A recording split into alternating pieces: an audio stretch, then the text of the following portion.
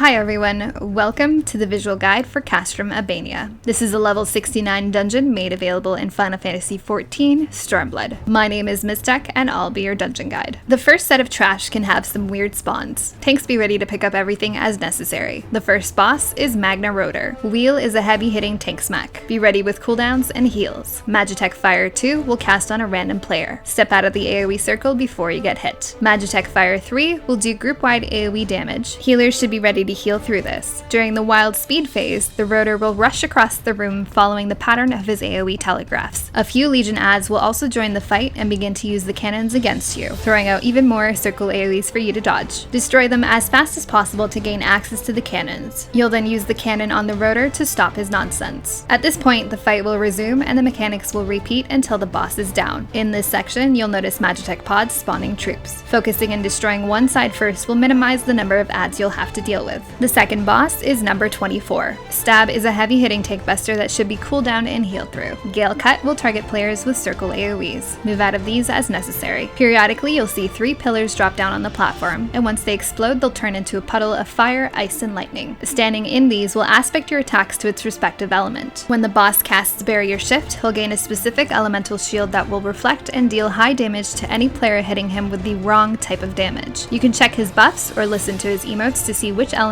you need to be aspected to. Once you know what element you need to aspect, run into the appropriate puddle to gain that buff. As long as you make sure you match your aspected element to his shield buff, you'll be fine. These mechanics will repeat until the boss is down. The next section of trash is fairly straightforward, but you'll have to deal with a lot of adds and some AoE. The last boss is Inferno. Ketu Slash is a hard-hitting tank buster that should be cooldown and healed through. Rahu Blaster will target a player with a long column AoE. Move out of this area as necessary. Periodically, he'll move to the center of the room and cast Ketu and Rahu. A large stationary ground AoE will target a player, and a large circle AoE marker will target another. The marked player can move away from others as necessary to reduce damage, while everyone else moves away from the ground AoE. Throughout the fight, Inferno will take his medicine, empowering a part of him each time. The first time he'll gain Empowered Ketu. From here on out, anytime he casts Ketu Slash on the tank will also be afflicted with a bleed debuff, so healers beware. The next Ketu and Rahu cast will first throw out a radial pattern of AoE and a proximity base damage marker. Move away from the proximity marker while standing in a safe spot to reduce damage. Second, the group will have to move out of 2 large ground circle AoEs while also avoiding the proximity marker. The next medicine shot will give him Empowered Rahu. You'll also notice a number of adds spawning around the room and fixating on players. Destroy these as fast as possible. The Packer will attempt to reload the medicine module, so be sure to kill that as quickly as possible as well. The next Ketu and Rahu cast will combine even more AoEs to dodge. Move out of these as necessary. The next and hopefully last medicine shot will add a vulnerability up stack for every Ketu Slash on the tank, and the next Ketu and Rahu will have even more AoEs to dodge. If you haven't gathered by now, the fight does get harder and harder each time he takes his medicine, so you want to destroy him as quickly as possible. If you have any questions or comments, please let me know. Up next, we'll take a look at Alamigo. As always, thanks for watching. Till next time.